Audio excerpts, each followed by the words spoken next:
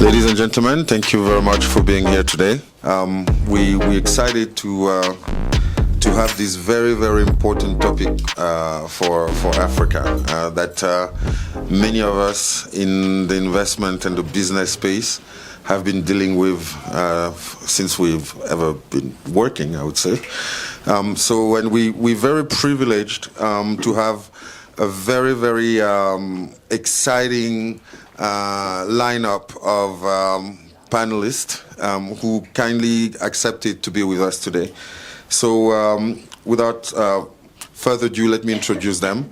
We have Didi Okonkwo Nunweli, who is president and CEO of the One Campaign. And Didi is also a young global leader with the World Economic Forum and has done a tremendous thing over a career for Africa between investment funds, strong activities also, and working on different foundations and changing not just the narrative, but also the future of the African continent. We have also on our extreme left, we have Mariam Kansari, who is managing director of Harrison Construction, who's actually from Iran, right? And is a construction group who has operations all over the world and has done quite a few business and investment deals on the African continent and has kindly accepted to be with us today. Mariam is also a young global leader with the World Economic Forum. We have also Mr. Lopalek, who is president of Standard & Poor's Global Ratings. Mr. Lopalek kindly also gladly accepted to be with us today, so we feel very honored because we all know that when Standard & Poor's says something, we listen, we're scared, we're like, okay, how are they going to rate us? You know, like when you do an exam and you wait for your teachers to say if you pass or if you didn't pass, right? So we're very excited because we have tons of questions for you today. And as you can tell, I'm not a young leader. No, you're an established leader. And last but not least, of course, we have Moki Makora, who's executive director of Africa No Filter, and has long-standing, one of the most impressive track record on the continent of shaping Africa's narrative. Moki is a journalist by background. She also worked with the Gates Foundation and also recently published a very, very, I would say, exciting, destabilizing analysis about how the cost of African negative narrative on our cost of financing and the risk, etc. So thank you very much. A round of applause for our panelists, right? So when you look at the African continent, I'm sure some of you will remember, and you were most probably all born then, this article, this cover page of The Economist, I think it was in 2002, The Hopeless Continent, right? And when I saw that cover, I think it created a whole stir all over the continent and the diaspora around the world, right? And here we are 23 years later, and a lot has happened, right? But somehow the risk perception still has some stigma. So I wanted to share some basic statistic. You know, when we talk about Africa, let's also talk about the good news, right? When we talk about the demographic dividend, right? 2.5 billion people by 2050 as a population. 7 out of 10 kids in the world will be born in Africa. Africa has 30% of the world global reserves of lithium, 40% of gold, 70% of platinum. In terms of infrastructure investment, it's an opportunity of $130 to $170 billion on a yearly basis for investors. The policy reforms that we've seen, 8 African countries, did you know, rank ahead of Brazil and Argentina in the Doing Business report. When you also look at the economic growth, 7 out of the 10 most fastest growing economies of the continent were from Africa. So, when we look at all that, the key thing is What's the problem? Right? Why do we? Why is that so? I mean, and I've been in investment space. I mean, I'm not going to go into too much detail, but everywhere I go and outside of the continent, when you say, okay, we have this investment opportunity for Africa, people would say, no, too risky. Or they would say, oh yeah, no, too much corruption. I said, what you guys call corruption at home is what you call lobbying in Washington, right? So, there's of course, I provoke, but there's all those things. So, Didi, since you're right there in Washington, in the heart of where the world is going, and thank you for coming here instead of the inauguration. We feel very honored, really, that we feel special. So, thank you for that. What's your take? Because you with one campaign and you've been really engaging. Tell us your activities and what challenges you've been facing. Thank you so much, Mamadou, and congratulations to you and the team for pulling off Africa House. I've seen this over the last 3 years emerge and grow, and I'm really proud because I think that's part of the changing narratives, right? And us having a voice and having a home here makes a lot of difference. So the One Campaign is a global advocacy organization that's 20 years old, and that we really fight for equity and justice by demanding the investments to ensure economic opportunity and healthier lives in Africa. And our vision is that Africa is an equal player on the global economic landscape. And since I took on this job April last year, I have to say I've been startled at the depth of ignorance about the continent. And one has offices across the G7, so it's Brussels and Berlin and Paris and London and DC and Canada. And what has shocked me is that a lot of the good news from the continent doesn't make it into the capital cities. And so the first thing is we have a role to play in how our story is told. And we as Africans have to do a better job of telling our stories and our balanced stories.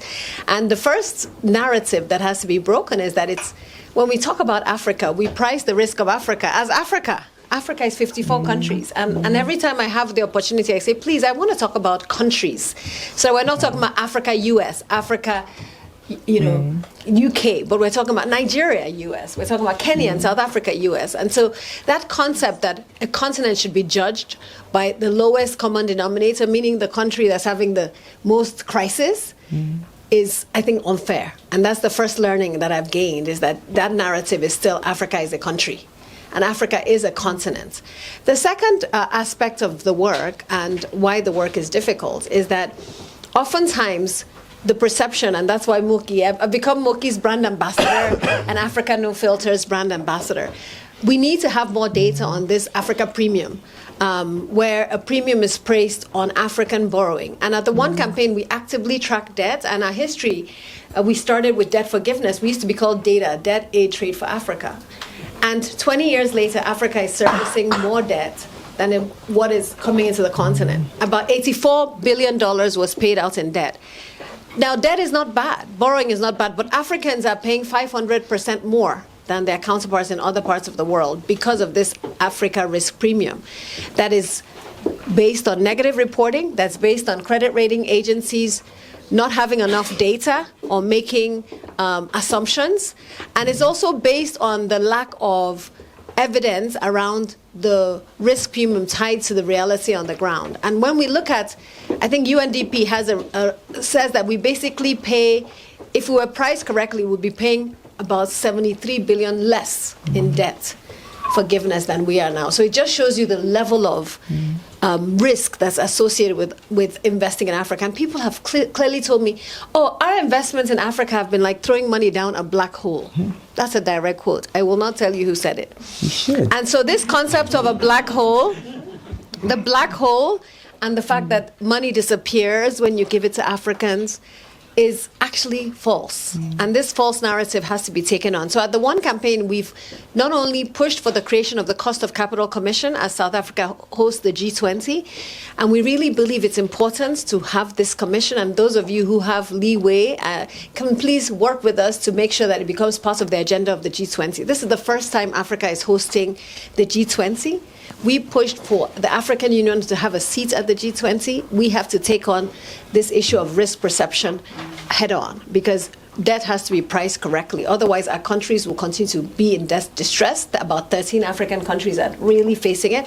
The second ask and the second key issue is that we have to become narrative changers. All of us have to become narrative changers, meaning where we have data that is balanced, we should show it. If you talk to most bankers, they'll tell you that the risk premium of investing in the 5 major countries in Africa, the biggest economies, does not differ from the risk premium in investing in any other parts of the world.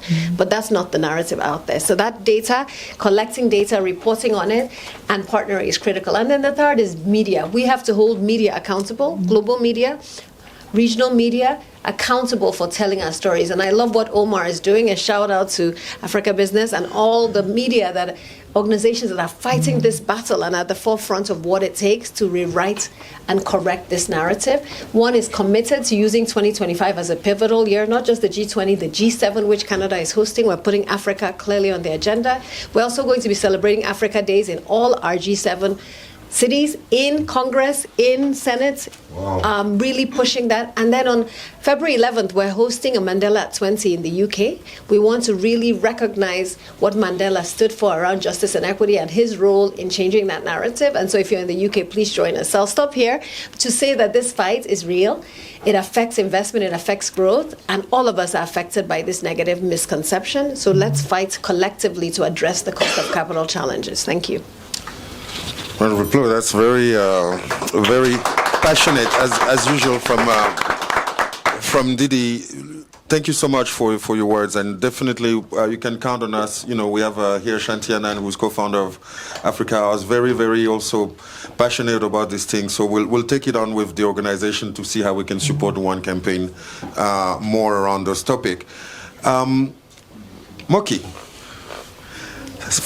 Ever since I've known you, she's probably 20 years now, and it's not true. I'm not even that old.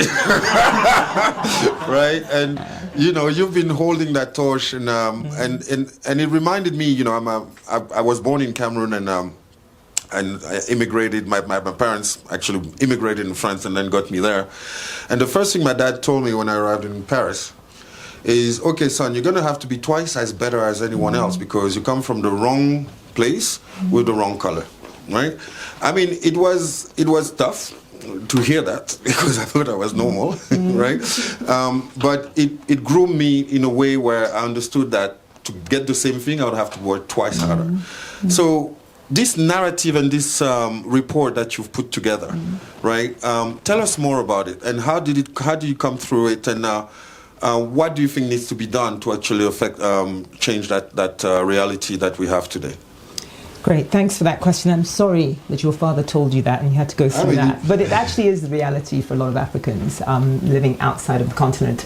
So I run an organization called Africa No Filter. We're an advocacy organization, and we're working on this ambitious goal to change the narrative of a continent. This narrative has been with us since the Berlin, conference back in the 1800s. It's been with us through Live Aid, which was over 40 years ago. You're talking about the Economist's it's been there for a long time, so we can't change the narrative in a moment because it's been like this for a long time. But recently, one of the things I realized that people talk a lot about, we need to change the narrative. And I've been to lots of conferences where I've had leaders saying we need to change the African narrative. But what are we actually doing about it? There's an organization called Africa No Filter that wakes up every day. This is what I do every day. And one of the things we realize that if we want to get attention paid to us, we've got to put a financial number to the cost of this narrative. Because I remember when I used to be at the Gates Foundation, some people on the malaria world came up with this figure, malaria costs Africa, boom, everybody was quoting it. Nobody actually asked how that figure came about, but it got onto the world news, and that's what we're trying to do. So we worked with Africa Practice to come up with a figure, and it's actually been an ambition of mine since I started at Africa No Filter, which was 4.5 years ago. Can we put a number to the impact of media stereotypes of Africa? And what we did was that we looked at media specifically because there are so many other reasons why people have perceptions about Africa, and why the risk premium happens. It's not just media's fault. But we advocate for change in media. So we looked at media and we looked at how media cover elections, because that is the one thing that media cover across the world. Not necessarily equally, but what we found, we took 7 countries, so Malaysia, Thailand, South Africa, Egypt, Nigeria, and Kenya. And we looked at the election coverage pre-COVID. So I think most of them had elections 2018, 2019, 2020, or early 2020. And we looked at the coverage of how global media covered those elections in those countries. Consistently, there was more coverage on Africa, full stop. It was as if there was more interest in African elections, because if we looked at the words that were consistently used, it was conflict, political violence, gerrymandering, election fraud. Those were all the words. So the stories were very, very negative, much more negative than Malaysia, which, if you remember, at the time, Malaysia was going through its own fraud scandal. The one MDB scandal, that's what de-seated the Prime Minister at the time. But that was not the main story of the elections then. So it's consistent, we found that, Africa just gets a harder time with global media.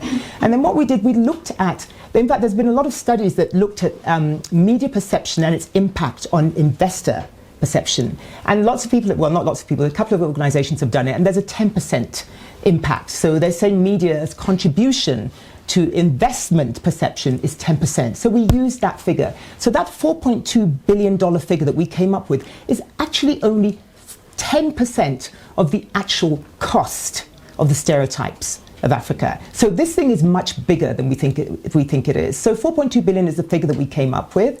And to be honest, what it has meant is that it's made people start talking about it. Because now we realize that actually 4.2 billion can educate 12 million children in Africa. There's actually something better we can be doing with this money. And the point is that, countries like, I think it's Egypt is paying something like 15% more or whatever than countries like Thailand for debt. It's just not fair. But we have to understand how we got here. And that's why I say that there's a history to this, but they're very simple things we can do.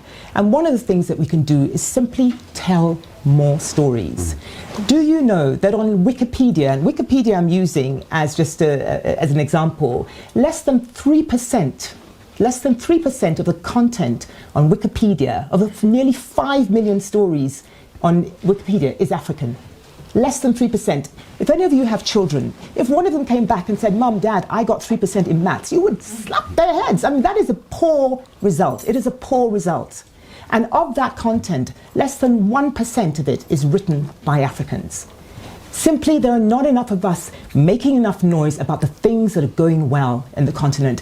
And the only way we can change the narrative is to make sure that we're telling the stories.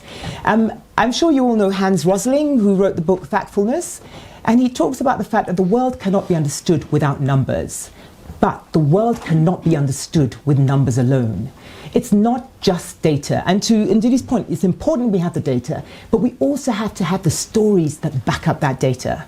Yeah. I know that when we sorry, I know. Oh gosh, it's not a lecture. Sorry, I thought for a minute I thought it was a lecture. But yeah, I mean, the point being that there's a lot more we can do. We need to tell more stories. We need to tell better stories, and we need to tell stories better. And I'll come to that. I mean, yeah, and I'll come back to you on that. There's this quote from Gandhi that says, "Be the change you want to see." Absolutely. Right? And it also poses a responsibility on us, and which is the point Didi made earlier.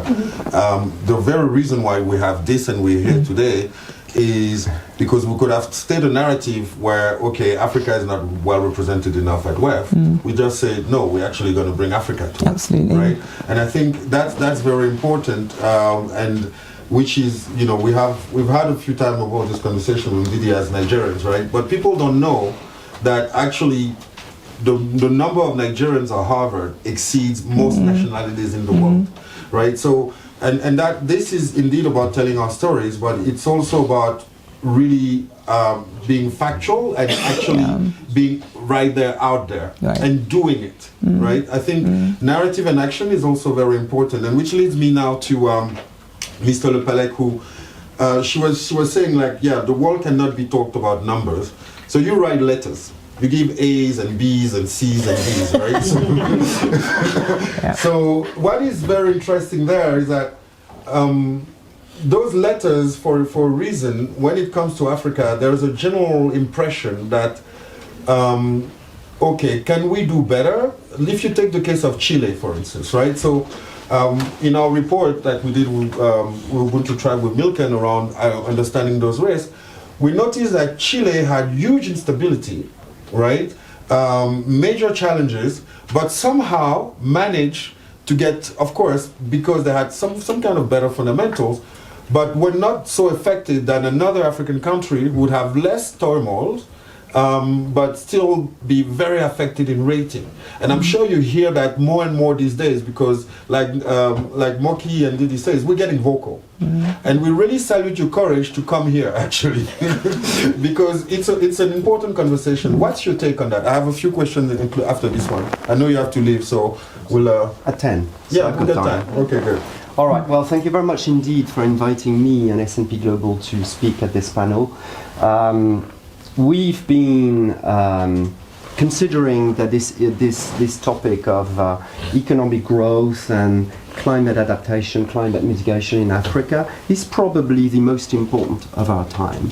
And for the past couple of years, what we've been doing is that we've mobilized some of our most senior analysts to educate, provide transparency, and give our own opinion, stats, about what is going on in Africa and how, as part of a global village, S&P as a credit rating agency can facilitate some of that economic growth, and in other words, support the flow of inter-African and foreign capital into Africa to fund economic growth and some important investments that are needed, as you mentioned, in infrastructure for climate adaptation. It's probably the number one opportunity and challenge of our time.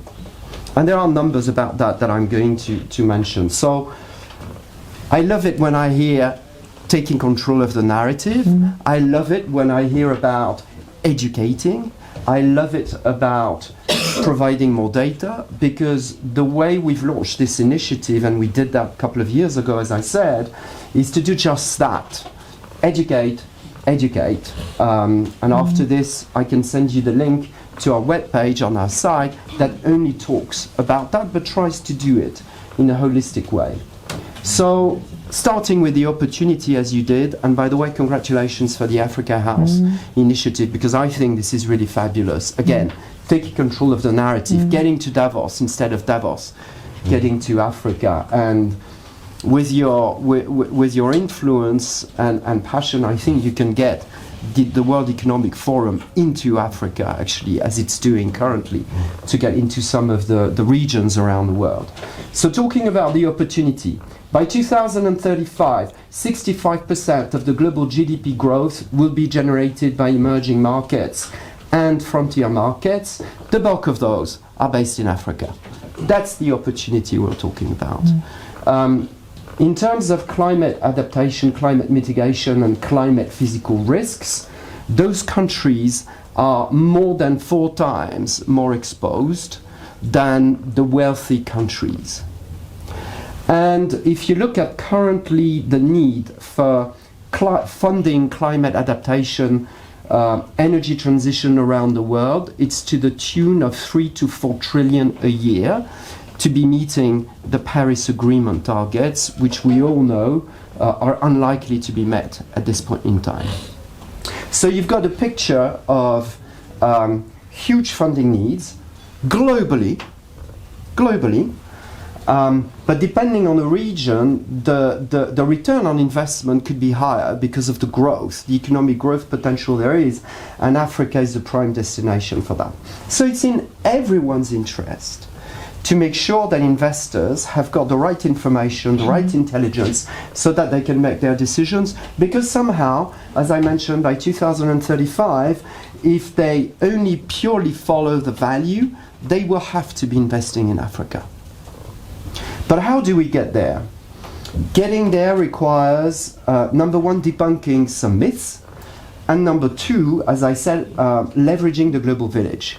And leveraging the global village requires some inter-African cooperation, but more importantly, the shifting role of multilateral development banks, like the World Bank, for instance, but others, who can increasingly play an important role in Africa and coordinating and supporting and channeling foreign funds into Africa.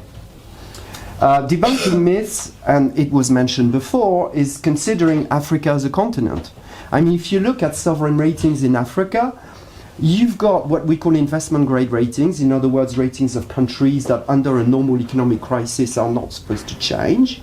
And you've got what we call speculative grade ratings, which are countries that under some degree of stress could see a significant weakening of their financial and fiscal position.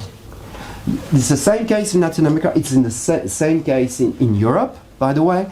If you look at Greece, by 2013 was in default. And in some of Central Eastern Europe, you still have countries that are what we call speculative grade. So let's look at Africa, yes, as a continent, but also a multiplicity of economies that are very different from each other.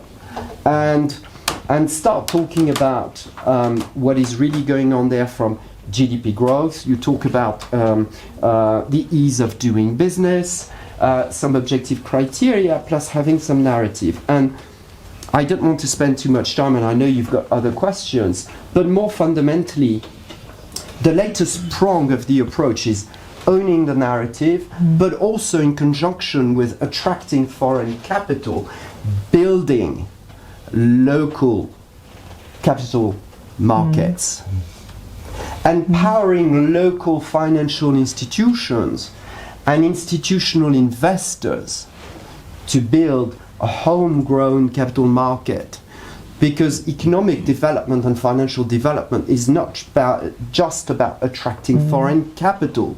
It is having foreign capital alongside local capital. So love owning the narrative, debunking myths, but also building local capital in the countries and creating some sort of Pan-African or inter-country capital markets as well, potentially. I mean, this is great because it poses, you've answered some of the questions that I had, especially on the local capital markets, right? So this leads me to two questions, actually, is that if you look at the cost of borrowing of those local capital markets and those local banks, and the demands on PE, you have strong experience there in terms of returns, right? So let's say on energy, for instance, people are very happy in Germany with a 7% IRR. Now, and I've been in that space for long enough, if you can't show as a PE, and not just in infrastructure and agribusiness, if you can't show double digits of 20, 25, 30% IRR, you have zero interest from the international investment community.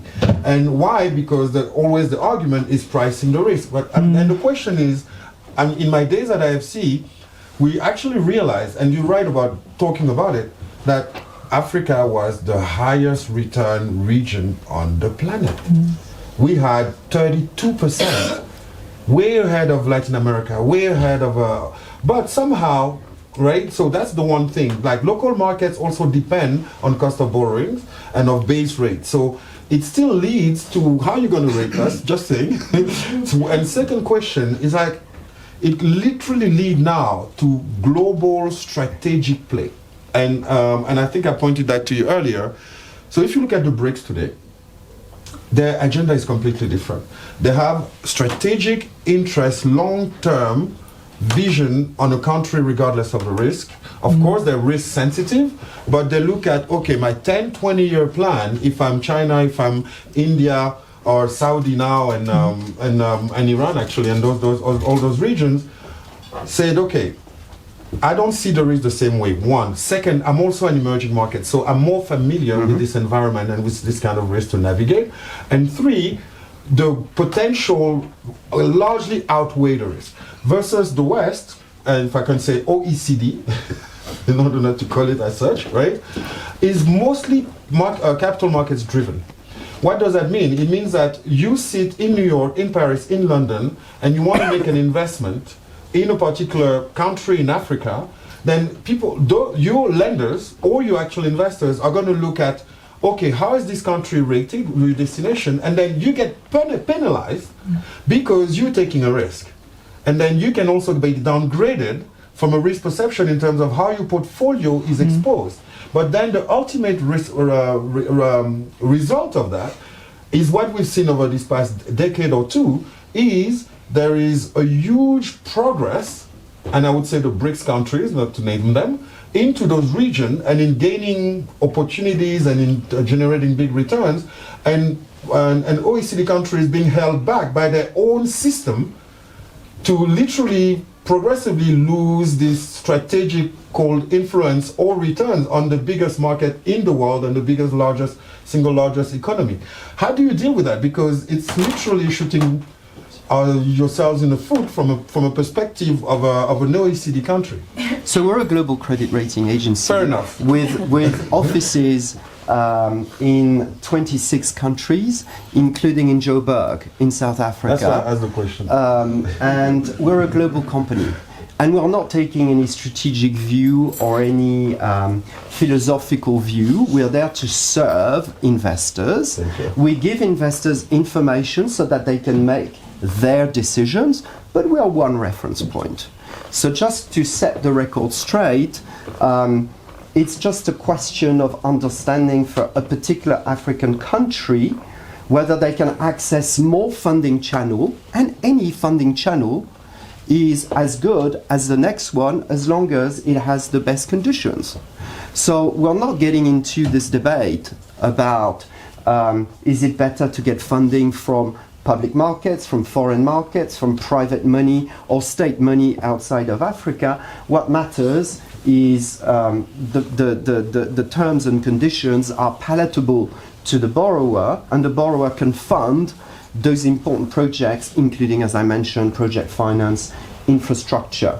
So we're not taking any view. Afterwards, we'll look at some of the consequences.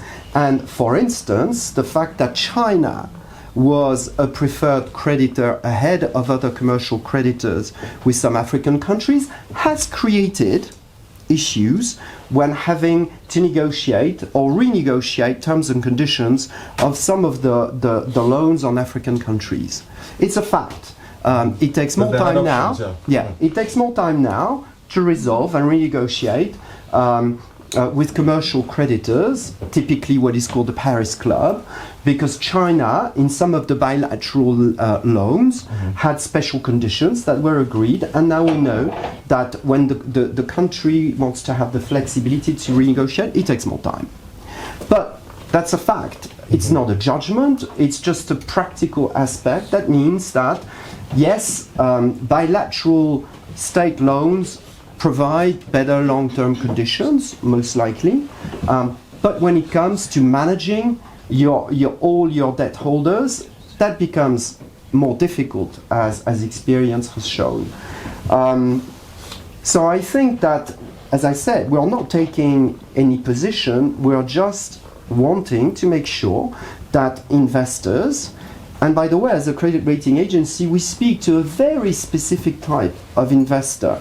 We are speaking to what is called a buy and hold investor. That is typically the insurance company, the pension fund, an organization that buys the bond to match some long-term liabilities so that they hold them to maturity. So our analysis is what we call fundamental credit analysis. Sometimes there's a confusion that goes on with hedge funds. A hedge fund is typically an organization that is there to spot when there is a big mismatch between what they believe is at this point in time the credit risk versus some reference points in the market, including our rating. We don't try to address that. We do fundamental credit analysis, which means that we try to assess whether, in this case, a country is likely to pay back its debt according to terms and conditions of the bonds, and the bonds likely bought on the international market. That's all we do. By default, because there is a dearth of data and reference points, this is one of the key factors identified by the broader ecosystem, but it only tries to tell you about the what we call the credit worthiness of the country, its ability to pay back its debt. It's only one side of the story for one particular type of investor. I mean, yeah, I'll take that. Now, because I didn't expect that I would have a chance to sit and ask this question one day to the president of the Senate and Congress, so let me ask it. So we're dealing with a situation where the debt to GDP, of course we're talking about fundamentals and capacity to repay, right? If you take the average of OECD countries, we're talking about debt to GDP of 130%. I know you're going to say the fundamentals are right and so on, of course, but I have to ask a question because you have to respond so that people know, right? Where in African countries it's actually not that high, it's probably 80, and again, like you say, there's not one Africa, but it rarely reaches 100 for most of them. And in the case of the US, which is actually probably the biggest hole in terms of, I would say, money printing and debt, and in terms of trillions and bonds, and they never got downgraded. No, we did downgrade them in 2015 from AAA to AA+. Oh, yeah, which was a very big deal at the time. It was, and they fought back. It was a very big deal at the time. Indeed. So, tell us more about that. So, why was it a big deal? But it was a big deal because we downgraded the US from AAA, which is the highest rating you can ever get. And at that point in time, it was because the Democrats and the Republicans in Congress were facing, there was a standoff between the two of them on the debt ceiling. Yes. It was becoming repetitive, and as compared with previous discussions, it was getting very close to a shutdown, and it was, you had this acceleration and the fact that it was brinkmanship. And at the time, we considered that this was not commensurate with the AAA. The AAA has to have a high level of certainty, even though the US is a very solvent country. The fact that interest payment could be suspended because of the ceiling was what triggered that change in the rating. But let me go back to your point about credit ratings. Number one, they're all public. Number two, the rationale is public. Number three, the methodology is completely public. So that any investor, any third party who wants to replicate the credit rating can do it. Anyone can do. And by the way, the reason why our analysts are constantly engaging with investors is because investors manage their money or other people's money. We don't. We are totally independent. We don't manage any people's money. We're a pure knowledge analysis company. But it's when we contrast our views with that of investors that we can understand whether we're seeing the full picture, whether we've done a good job, and that creates day-to-day an effective challenge on our analysts to improve the quality of the product.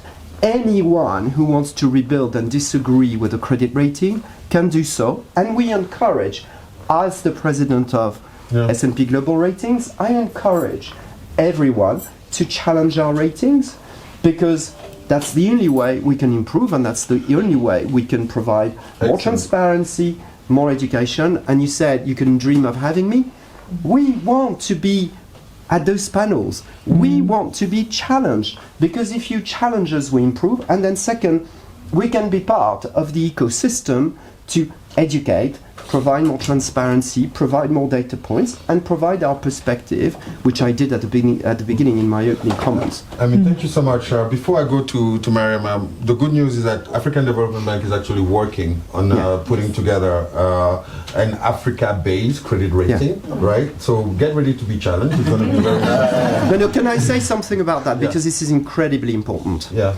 We're talking about globally consistent credit ratings. So we take the world economy and we calibrate, and the most performing, the highest ratings is the best performing entity from a credit perspective in the world, and the default is the worst performing. So it is a global calibration. Who said that this global scale made sense for Nigeria-based, South Africa-based investors, who, by the way, if they are local investors, their primary goal is to invest in the local economy. And so what is really relevant, as I said, the other prong of the approach is building local capital markets. Yes. Shouldn't those local investors use a reference point that is tailored to the national economy and that is tailored to the actual distribution of credit risk within that economy, when the highest rating becomes the local sovereign rating, the AAA, and then you recalibrate credit risk accordingly. I mean, so this is extremely important because it goes hand in hand with the argument of building national capital markets, where it gets more complicated if you try to do it between countries. And take the Eurozone.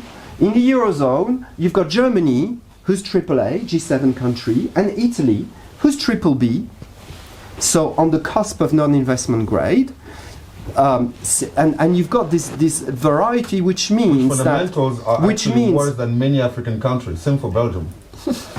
That's not what we think, but I leave that to you. From a credit rating, rating perspective, there are other aspects, including GDP per capita and things like that. That sort of give any sovereign the immense power to raise more taxes as and when needed, and put the economy back on track. But anyway, so let me finish with Italy. Yeah. That means that if you take Italian institutional investors who are part of the Eurozone, they invest in euros. Okay. But the country risk is actually BBB, which means that an Italian bank cannot be rated any higher than single A. Within the Eurozone, when their German counterparts are rated AAA, because they are part of the same currency union, you've got a diversity of sovereign ratings, but once you agree to get into a regional market, you need to abide by the rules, and then if you've got different credit profiles between the countries, some of the weaker countries will be penalized because their companies, their banks will be their rating on that regional scale. Yeah, it makes sense. For Africa, that needs to have to be carefully thought through, given again the diversity in sovereign credit ratings and sovereign profiles between the African countries. I mean, which is very interesting because we have Marie-Laure, who from the Vice President at the African Development Bank, who just got in a second after I said AFDB was starting the credit rating for Africa. So welcome Marie-Laure, who's in the room. Thank you for joining us today. She's a Cameroonian fellow, very successful at the African Development Bank and really driving this whole conversation. And you're right, because of those conversions criteria, Maastricht, etc., then you have blocks, right?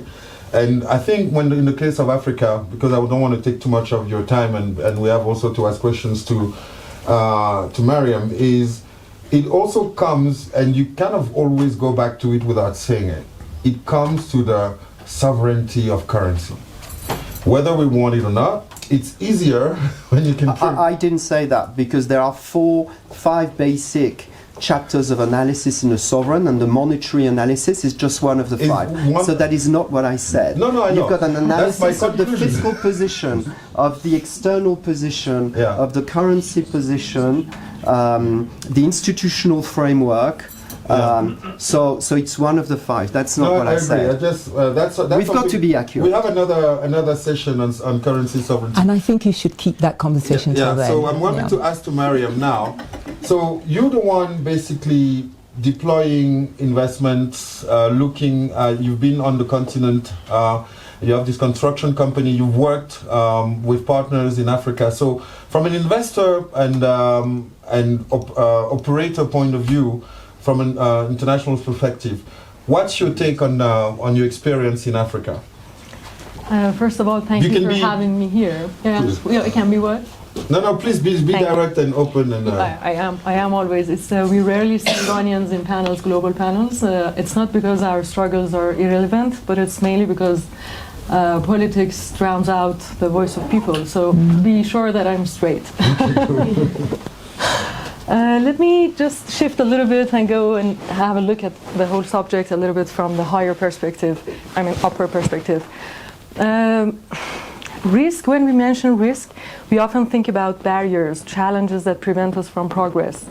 But in my experience, coming from a company, we have a business infrastructure company, which is the oldest in Iran. I'm not that much old yet, but it's working since before revolution. So we've seen many situations in the whole country, and we've worked under different circumstances. In my perspective, risk is or should be the foundation for resilience and innovation. I'm coming from Iran, a country that is being defined by geopolitical challenges, at least nowadays only by that. But I'm witnessing firsthand every day companies who are turning adversity into opportunity. Africa too is no stranger to challenges. But when I think about Africa's resilience and potential, it reminds me that we shouldn't avoid risks. Risks are meant to be managed and understood. Many companies in Iran, they're like working under enormous, horrible situation. I don't want to use the word horrible, but it is in a way. We have economic sanctions, which is unbelievable for any of you if you go inside them. We have unstable markets. We have limited global partnership. But all of these, even though they are difficult, but they're teaching us every day that how to adapt and success. There are lessons for us, like when we were working in Tanzania with different firms of infrastructure companies of Iran. We're working in Tanzania in water management, water infrastructure projects. We know this perfectly, that we have to build trust, and it takes time. It's not easy to build trust. But then there were, of course, for all of these projects, there were doubts in the beginning, there were hesitations. But these companies, we all prioritized transparency, and we engaged and involved local stakeholders to get involved in planning, in execution. And in time, we built trust, and then we continued the collaboration. And then, despite all the external challenges, and for example, we know perfectly that we need innovation for financing. Like the project of the Parliament of Djibouti is a good example. The company who was building that, the Iranian firm, they started to combine local sources with innovative plannings. And they overcame logistical and financial barriers, despite, again, all external challenges for both countries. We know perfectly that creating, collaboration creates success. And in Nigeria, we built many infrastructure projects. In all of them, Iranian companies did a fantastic job. They really worked closely and involved with the local engineers, You're touching a very important point, and which is trust, right? And it's actually a very different perception. So in the context of the traditional model of credit, etc., the trust part matters less. So if you look, for instance, we call it Tontine in Cameroon, Stockfels in Southern Africa, Sisu in Ghana, which is collective credit systems, right? So the default rate for those collective credit systems are close to, don't even go to 1%. But when you work with the normal credit systems of banks, it's 30%. So the question of trust that you mentioned is somehow a so important factor in our cultures that is not kind of really, and maybe that's also getting close to Iran, where you guys go with what I call the soft issues, right? And the relationship building. And if you default on me, then you're in trouble, not because you defaulted, but because you breach my trust, and because the community will be after you, etc. And this is very interesting in terms of the angles in which you, as an investor, look into getting into Africa.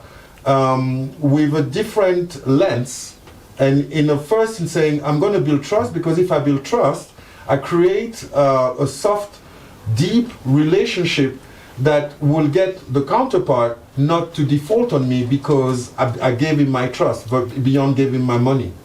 So, and how has it been? Yeah. You know, building trust is not only that. Working closely with local engineers, contractors, all the local people is not just minimizing risk, is also empowering local workforce. And this is the most important thing for us. You know, and then in time it will have long-term project sustainability in projects and also community buy-in. Reframing risk in Africa is about looking at challenges as opportunities by building creative solutions. It's not a cliche, you know. It's something that we really have to do. By experience, you know, I know that what we have done, I've learned that we have to. There are, you know, practical ways to handle risks and unlock potential in Africa. I believe there are three very important things. Going back to what you were saying about what should we do to work in Africa, I think it's much easier. It's like much easier than what you were framing that. You know, for us, it's like building trust locally. We have to involve local communities from the beginning of every project, not when we face problems. Like that, we are sharing responsibility, we are building trust, and then when unexpected challenges happen, we know how to deal with that because there is already the trust with locals. And then there should be transparency in working to attract investors. It's very simple, you know, to have clean and open and clear. Sorry, I say clean because they say like there are corruption in Africa, but when we go inside it, if we see the real data and if locals trust us, then we know that only clean and clear and open data can attract investors easily. And then, for example, just having a digital transform to define milestones during the project, and then when the result is there, makes investors to know where their money is having impact, so we can attract global investors. Interesting. And which I want to also have the perspective here, right? So Moki and Didi, when you hear Mariam, there's also an issue about African entrepreneurs. Like when you're successful, you hide, right? Because I mean, you know, and that's very interesting. Is that she's sharing a success story by going and trust, etc. But our own success people, unless they've really made it big, the other ones like will say, I'm okay, not so bad, you know.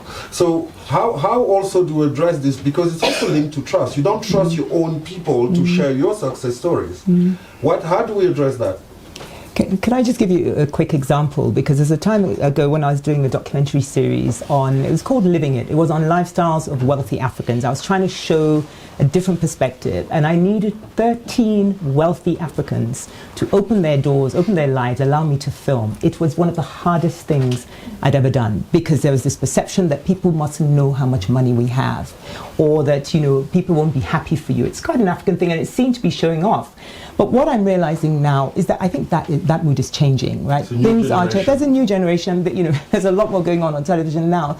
But I think the important point is that if we're talking about success stories, I feel that we need to sort of dig down into the actual people behind, because like I looked at Flutterwave, which is a, you know, unicorn. Everybody's talking about Flutterwave. And I struggled to find the founder's story. I found the fact that they'd had $250 million investment, Series D, all the numbers, but there was no story behind it. We know about Mark Zuckerberg, we know about Bill Gates, we know the individuals in the big corporates in America, but we don't know them in Africa because we don't talk like that, we don't tell the stories. May I add something to what you're saying? I think many of people, they don't even know that they have a successful story, because they don't count their stories as successful. Countries under development, they always look at the developed countries and the stories that they hear in media, and they think their story should be like that. But if we talk with them and negotiate with them, you know, to gain trust again, to celebrate, yes, then they will feel it. And then we see that all these stories are successful because how we are surviving in under this complexity is a successful story itself. My apology, I need to run. This is fascinating, so I don't want to get in the way of you continuing to have a great conversation. That was a real pleasure. Thank you so much. Thank you. And let's keep engaging. Yes, please. And we'll see you at your reception later this evening. My pleasure. Thank you so much for being with us. Thank you. Mariam, if you can get a bit closer. Yes, I will. This is the hot seat. So, you know, I mean, yes, go ahead. Yes, I want to just address two things. I think for me, the narrative, and I think Moki's point about reading is critical, and with ChatGPT it's the same thing. The content from Africa, about Africa, is all of you should put in your names in ChatGPT and see what comes up. And what's really interesting is that my daughter did this very early in the early days of ChatGPT, put my name in, and it was like my bio combined with like 4 other people, right? My bio combined with 4 other people's bio, and she was like, "Wow, mommy, it's very interesting that, ChatGPT got it wrong." And it's about the depth of the content. And so for me, what we are starting to do is, and it's your point, everyday heroes, right? How do you capture the stories of everyday heroes?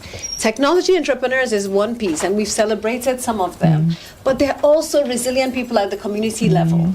They're resilient and innovative people at the country level who are working in education, who are working in, I'm a social entrepreneur, so in agriculture and food, and we need a culmination of those stories. And so the first thing we can do on Africa House, one of the things you should suggest after this is that how many of us have wiki pages, right? Our own pages. How many of us have put content there on ChatGPT, and how many of us are actually trying to influence the algorithms around how our data shows up? I also have recently realized that even amongst ourselves, and that's why the work Africa No Filter does, and One Campaign and others are starting to do is so important, is individual country resilience stories. Last night on the way back to my hotel, I sat with a lady who is based in Somalia. By the time she was done telling us about the reforms in Somalia and how the private sector has grown and actually dominates every single service delivery mechanism in the Somalian context, like unlike any other country in Africa or in the world, I was like, oh my gosh, I did not know that. And I consider myself quite knowledgeable. How many examples of, when you ask the average person in the world, what is their image of Somalia? They would say, it's a fragile state, war. However, Somalia has turned the corner and has a lot to teach us. And we ourselves have to celebrate that progress and support Somalia to continue to be a success story. And our challenge is that we don't do enough of that on the continent. And so I'm taking already a challenge back to my organization, and I suggest we all do, to say where countries have made the transformation, where they are private sector and community success stories, elevate them, showcase them, because if we pick a few, and Somalia is one, and showcase Somalia to the world, then that means that it plants a seed. And I plan to do that in all my G7 countries with Somalia. And so my question is, how can we do that with other regions? I have a very good news for you. We have a Somalia session tomorrow. We have the president of Somalia coming, and we have a fireside chat with him. So I invite you to be in that room, because, and indeed, we wanted to celebrate that story. And what they've been doing is pretty exceptional. We'll actually, Africa House will be remitting an award. So that just to say, things are happening in the world needs to know. And I think that conversation is, you're spot on that. When we look at this, indeed, telling our stories, doing the right thing, where is it that we should actually do collectively? If there is one thing, right, that would have a multiplied impact, besides indeed every one of us taking responsibility, and not just sharing our story, but being the change we want to see. Because I realize that everywhere I go, when they see me, they see a whole continent. They see a whole color. They see, I kind of carry, and each of us. So, and we, and sometimes I want to be free, but I realize I can't do otherwise than being, a role model or carrying that. So that's one thing individually, right? The sense of responsibility towards our own people that we carry, but together. What is it that if we say, okay, in 2026, a year from now, when we come back, right, and we've, like Steve Jobs said, we've made a dent in the universe in terms of shifting Africa's perception, because people don't even realize that just the diaspora alone, and there's going to be a session. Do you know that if you take the top influential people in the diaspora, their followership exceeds 2.5 billion people, right? On the continent, there are only 1.5. And out of those 2.5, maybe 200 million are in the continent. So there is a power that we don't even realize as a collective, and that we're not harnessing, right? So I'm going to ask each of you here, what is that one thing if we do together with one voice and with the support of one campaign that would literally shift the narrative? Didi, start with you. So I would give two practical, if I can do two. Moki said 3% of Wiki. Let's come back here and say 10% of Wiki next year, right? Okay. If we're using that as just, that means that we've gotten more stories out there and those stories have been recognized and celebrated. The second is we have a few critical moments this year. I mentioned G20, which is South Africa hosting. For the first time, an African country hosting the G20. We have Canada hosting the G7. We have some very pivotal moments. I would love to see huge partnerships, and Africa Nofelt and us are talking, but with Africa House and others, to see how we really amplify this issue of the cost of capital. Because if we can bring down the cost of capital on the continent and take on S&P Global, but take on others. There are many others who are corporates. If we can take them on collectively in partnership with FDB, and use the Africa Development Fund as an example. Let's meet that commitment to replenish the Africa Development Fund, but also ensure that the credit ratings are balanced for at least our 5 major countries. That's another thing we can track. And the cost of debt is fair and equitable. And I think we can do that collectively. We're already doing that with the Cost of Capital Commission. So that's one invitation to join the One Campaign on this Cost of Capital campaign to reduce the cost of debt. And the third thing I've just come up with one more. The last one is I reached out to my team, but I want others to join in, and I've started this internal campaign on why Africa matters. Why does Africa matter to climate change, to health, to globally? Why does it matter? My colleague David McNair led an initiative with Carnegie on why Africa matters to Europe. And I would say why Nigeria matters, why Senegal matters. Because I think to the rest of the world, they need to know why we matter. They don't have that data. They don't even understand how they interact with us on a daily basis. So please, I hand that campaign to many of us to say we need to elevate why we matter. It's sad that we have to prove it. We know why we matter, but we need the rest of the world to know that as well. Thanks. Thank you, Moki. So I'm going to add 2 more to your 3. So we're going to have 5 simple things that you can do when you leave this room. But mine are actually very simple because each one of us here is converted. So we're talking to people who love the continent. So I would ask you to do one thing. So when you speak about the continent, remember the glass is half full. Speak about it from an opportunity lens. Yes. Be optimistic because you will be shocked how many times it is Africans in the room who are talking consistently about our challenges. Number of children out of school, lack of electrification, lack of work. Let's look at those things as opportunity. I challenge you all. And if you hear somebody talking, put your hand up and say, well, what are you optimistic about on the continent? Let's challenge ourselves to actually find what is good about Africa, because there is so much. There is so much. That's the first thing. So change the way you sort of talk. And then think about the language we use. I've already used the word challenge. How many times we use the word challenge? We talk about challenges consistently. We talk about, every time there's continent, in fact, the Economist's latest report, it says the poorest continent. As if we need to be reminded, we know that. But actually, we're the richest continent in terms of our definition of wealth. So let's start looking at the way the world sees us and decide how we want to be seen. So it's changing our language, and it's changing that lens from lack to opportunity and to optimism. I mean, it's very interesting what you just said, and I think we can correlate with Didi. There is this quote, actually, I think I published it on LinkedIn not long ago, that says, when you change the way you look at things, the things you look at change. Right? And it's exactly that. Is ultimately, yes, when you talk about GDP, Africa's GDP, $4 trillion, roughly Germany. Right? Global GDP, $87 trillion. But now, Africa's natural resources is $120 trillion. So who is poor here? Right? When you talk about climate as a future, carbon credits, where is it going to come from? Right? So it's also, indeed, and that's a very good point, is be present in those places, but have our own definition, right? And the same way when you say Ubuntu or when you say Namaste, etc., it's a culture, it's values. It's how do we shift the value system for people to understand that in a world where individualism or let's say Western criteria are actually currently failing in preserving, Africa can be the solution. Right? Africa is the solution. And that's also very important. So thank you also for sharing that. And actually it plugs into what Didi said, is that it's the content into the where and the how, right? And this is very important. So for you, Mariam, what is that thing when you've got operations around the world, you have a very successful construction company. From what you've seen and what you've done with Africa, what do you think is the one thing, when you go back to Iran, for instance, or when you spend time in Dubai or in Paris, right?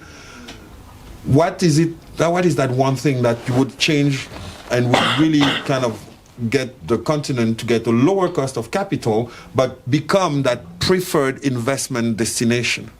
I always believe only on one thing, and all my life I do everything based on that. I believe truly by my heart that geography doesn't follow politics. I think that we shouldn't judge each other by our governments, by our regions, by the politics. We should just trust each other as individuals. People first. People first, all the time. My father says regimes, governments, they come and go, but it's us who are left. And then Which is true. Which is true. I mean, we've seen that now with captains of industry in Africa, right? We have this big private sector that has emerged. Governments come and go. I mean, some suffer a bit more, like in Nigeria at the moment. But historically, yes. And those are the people actually that all need to carry because they have perenity. Thank you. That's a very important point. And therefore it comes back again to us, is that we maybe have given way too much space to governments and our political leaders, right? And the way we've given too much space in two ways.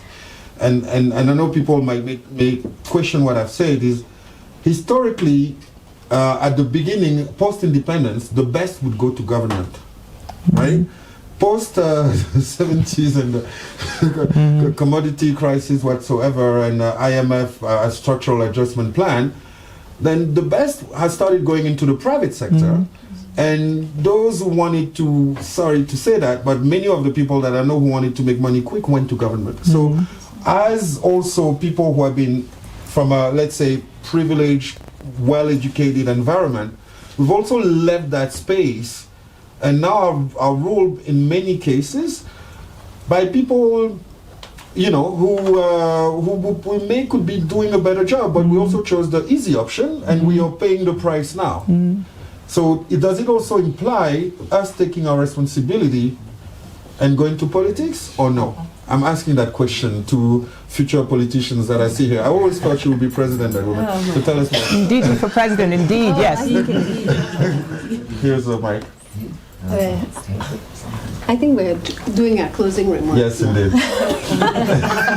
Mamadou for president. Yes, yes. For me, I think, honestly, the best and the brightest are our young people who give us energy and our community leaders, and that they give me hope. I would love to see a situation where we are grooming the next generation of young people to be in political office as well, who have integrity, credibility, creativity, and innovation. And that's why I started Leap Africa over 24 years ago. And sticking to what Moki said, my first WEF, I was probably 23 or 24 years old as a global leader of tomorrow. That's 5 years ago. 5 years.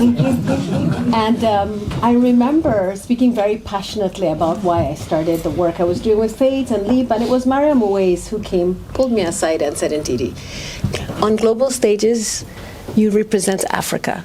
Always speak positively.